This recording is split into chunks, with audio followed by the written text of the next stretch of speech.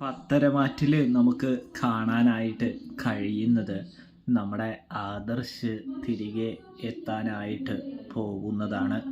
ആദർശിനോട് മുത്തശ്ശൻ പറയുന്നുണ്ട്, എടാ നീ തിരികെ വരണം, നീയല്ല വന്നില്ലാതെ ഒരു രസവുമില്ല, കൂടാതെ MD കസേര നിനക്കവിടെ വേണ്ടി കാത്തിരിക്കുകയാണ് എന്ന് പറയുമ്പോൾ, എൻ്റെ മുത്തശ്ശ എന്തിനാ വെറുതെ ആവശ്യമില്ലാതെ ഓരോന്നൊക്കെ ഇങ്ങനെ പറയുന്നത്? അതൊന്നും ശരിയല്ല കേട്ടോ.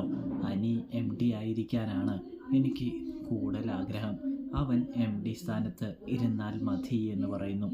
എടാ മോനെ, നീ അനന്തപുരിയിലേക്ക് തിരികെ വന്നു കഴിഞ്ഞാൽ നിനക്ക് ആദ്യം തന്നെ MD കസേര തരാൻ പോകുന്നത് അവനായിരിക്കും എന്ന് പറയുമ്പോൾ, എന്തിനാ വെറുതെ, അപ്പച്ചിക്കൊന്നും അത് വലിയ താല്പര്യമൊന്നും ഉണ്ടാവില്ല എന്ന് പറയുമ്പോൾ, അവളുടെ താല്പര്യമൊന്നും നീ നോക്കേണ്ട ആവശ്യമോ കാര്യമൊന്നുമില്ല. നീയിപ്പോൾ ഞാൻ പറയുന്നത് കേട്ടാൽ മതി. നീ അധികം വൈകാതെ തിരികെ വരണം എന്ന് പറയുന്നത് കാണാനായിട്ട് കഴിയും. തിരികെ വന്ന് നീ നിൻ്റെ അധികാരം തിരികെ വിളങ്ങണം, തിരികെ ഏൽക്കണം എന്ന് പറയുന്നത് കാണാം. ഇതേ സമയം ആദർശിന് വളരെയധികം സന്തോഷമാകുന്നുണ്ടെന്ന് കാണാം.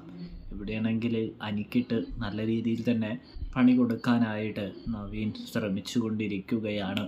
നവീനെ അനിയെ ഉപദ്രവിക്കണമെന്നുള്ള ചിന്ത മാത്രമേ ഇപ്പോൾ ഉള്ളൂ.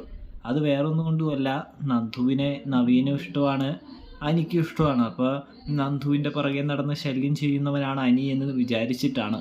സത്യം പറഞ്ഞു കഴിഞ്ഞാൽ ഈ പ്രശ്നമൊന്നും പെട്ടെന്ന് തന്നെ ഉണ്ടാവില്ല. ഇതെല്ലാം രൂപീകരിക്കാനും ഇതെല്ലാം തള്ളിക്കളയാനും നവീൻ നല്ല സുഹൃത്തായിട്ട് അവർക്കിടയിൽ ഉണ്ടാകാനുമുള്ള ചിത്രീകരണം ഉണ്ടാവും.